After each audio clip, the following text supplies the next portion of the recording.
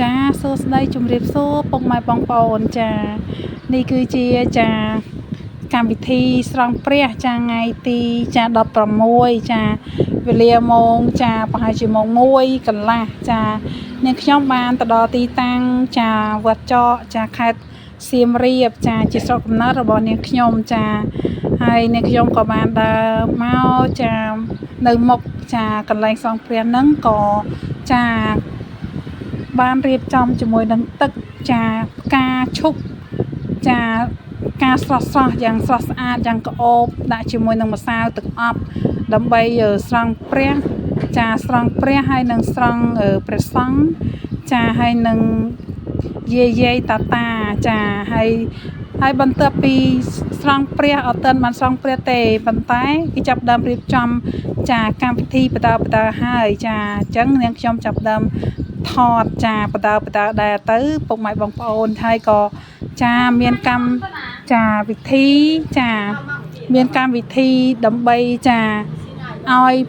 កូនក្មេងចាបានលេងកំសាន្តទាំងអស់គ្នាជាមួយនឹងចាការវាយក្អមចាដើម្បីឲ្យចាធ្វើឲ្យចាព្រឹត្តិការណ៍មួយនឹងកាន់តែសប្បាយរីករាយផងដែរនៅក្នុងវត្តចាអញ្ចឹង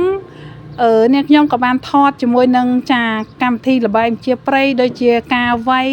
ចាក្អមចាដើម្បីយកចាភាពសប្បាយរីករាយចាជូនជាកាដូសរងម្នាក់មួយនេះដែលវាយជាមួយនឹងចា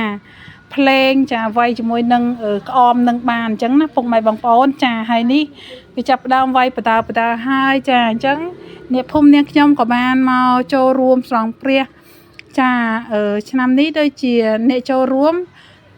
ដោយសារតែនៅក្នុងក្រុមមានកម្មវិធីច្រើនអញ្ចឹងហើយនៅវត្តគឺអ្នកមកចូលរួមគឺអត់សូវជាច្រើនប៉ុន្មានទេប៉ុន្តែច្រើនមួយម៉ោងអញ្ចឹងណាពុកម៉ែបងប្អូនហើយនៅនឹងក៏លេងជាមួយនឹងល្បែងជាព្រៃវាយក្អម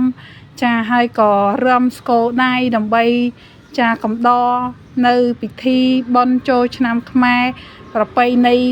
ចាយើងផងដែរមួយឆ្នាំមានតែម្ដងទេពុកម៉ែបងប្អូនចាអញ្ចឹងចាចំពោះការរំស្គរដៃហ្នឹងបន្តិចទៀតចានឹងដោះវគ្គរំស្គរដៃចាស់ពីដើមគឺចូលចិត្តរំណាស់ជាមួយនឹងភ្លេងស្គរដៃចាពិតជាពិរោះមែនទែនចាអញ្ចឹងនេះគឺជានាងខ្ញុំចាហើយក៏ចាប់ដើមថតចាពុកម៉ែបងប្អូនហើយនឹងចាអ្នកដែលចូលរួមក្នុងកម្មវិធីស្រង់ព្រះអញ្ចឹងកម្មវិធីស្រង់ព្រះមនុស្សច្រើនយាយតាតាហើយនឹងអំពុកម៉ែបងប្អូនជាច្រើនមកទស្សនាហើយនឹងស្រង់ព្រះដើម្បីយកបនផងដែរហើយនឹងស្រង់ឲ្យចាស់ហើយនឹងព្រះសង្ឃផងដែរបន្តិចទៀតនឹងឃើញសកម្មភាពទាក់ទងជាមួយនឹងស្រង់ឲ្យព្រះសង្ឃចានៅក្នុងវត្តចានាងខ្ញុំតែម្ដងណាពុកម៉ែបងប្អូនប៉ុន្តែសកម្មភាពត្រង់នេះគឺចា